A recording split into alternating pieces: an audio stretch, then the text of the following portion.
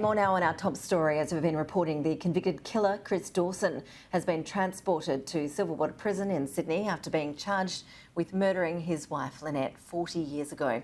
Joining us live now is the 2GB radio host, Ben Fordham, who was in court yesterday for the verdict. Ben, good to see you. Thanks for your time. I saw you there in the background alongside Lynette's family at their news conference outside court after that verdict was delivered yesterday. They seemed a bit shell-shocked then. Do you think the conviction has sunk in now? Yeah, I spoke to some of them this morning and they said the morning after it tends to hit you where you really realise, hang on, that was no dream yesterday, that actually happened. But Ash, can you imagine 40 years of thinking, where is Lynn, what happened to Lynn? And then a few years after the disappearance of Lynn, when they started to get a sense of what they think happened to Lynn, and then those suspicions and then the rumours and then the lack of answers and the police not really caring too much in the 1980s, and then thankfully some other police officers came along the way. And I've got to say, the former Police Commissioner in New South Wales, Mick Fuller, he deserves a lot of praise today, because I approached Mick Fuller a few years ago and said, look, my friend Hedley Thomas from The Australian has got this phenomenal podcast. By that stage, it was already getting a lot of interest in Australia. And I really encouraged Mick to sit down with Hedley and say, look, you guys need to work together, and I'm so glad that they did. I think Mick Fuller deserves some praise today, as well as the bloke who made all of this happen, Hedley Thomas from the Australian newspaper. Without Hedley, there's no way in the world that Chris Dawson would be sitting in a jail cell right now. Yeah, so Ben, I understand you arranged that meeting at a lunch, I think it was, between Hedley Thomas and Mick Fuller, and that was before a murder charge was laid against Chris Dawson.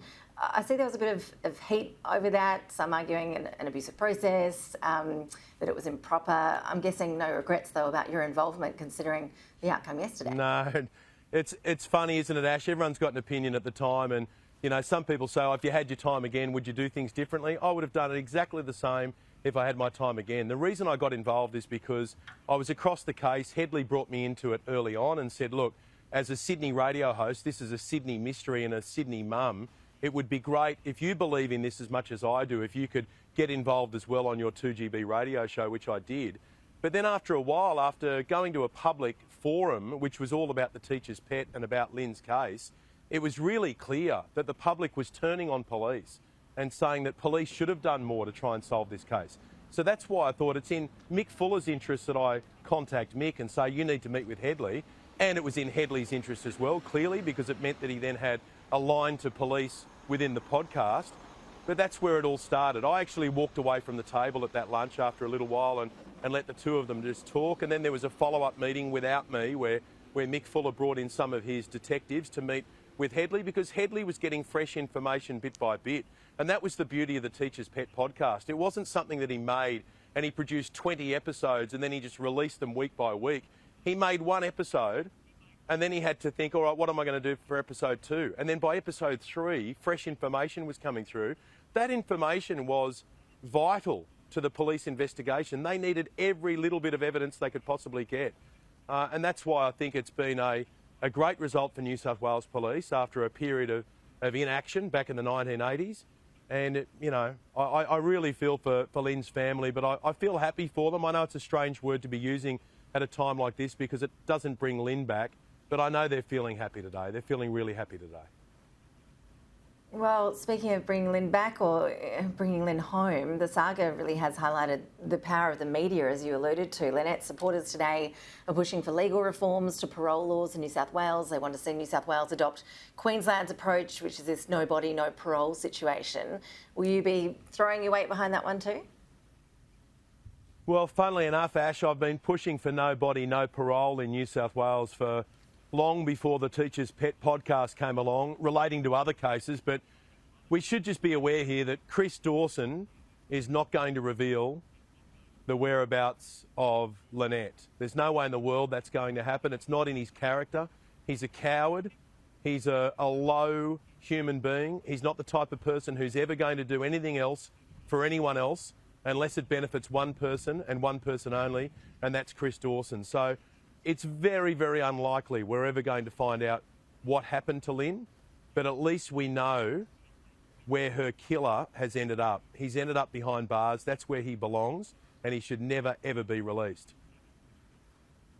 Yeah, Heather Thomas described him, I saw, as pathetic, which I think a lot of us would agree is a pretty apt description for Chris Dawson, now knowing everything that we do after following that trial through. Heather Thomas also wrote in the Australian today that he thinks Lynn didn't die for nothing. He alludes to the fact that this case did capture hearts around the globe and also hopefully give courage to women in abusive relationships who aren't being treated well, courage to take action so that they don't end up in an even worse situation that so many women have seen themselves in Lynn Dawson.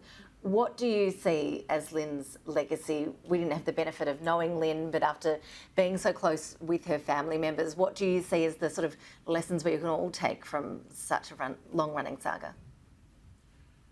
I think that the lesson out of Lynn's case is that you can always back the truth coming out at some point. It's like hiding the truth is like trying to submerge a beach ball underneath the water.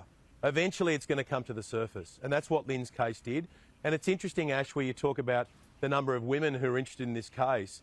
I know that when the Teacher's Pet podcast launched and Headley then started using elements from my radio show on the podcast, I was out the front of my house one day watering the lawn and a lady walked past with an earpiece in and she pulled it out when she saw me and she said, "That's so weird. I'm listening to you right now on the Teacher's Pet podcast." And my wife was obsessed with it. And so many other women I know were following every single episode. I know men were as well, but it's interesting in that true crime space that so many women are interested in it. And maybe it is because of the point that Headley highlighted yesterday, that so many women are victims of crime.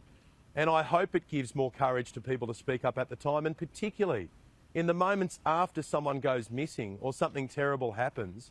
I think it will probably give encouragement to people to use their voice and to scream if they need to, because when people in charge or people in authority are saying, no, leave it with us, this is normal, everything's going to be okay, she's run away, she'll turn up one day, you've got to trust your instinct. And Headley's instinct was spot on from day one. And I'm just so thankful that Headley dusted off that box in his garage. I mean, what a story.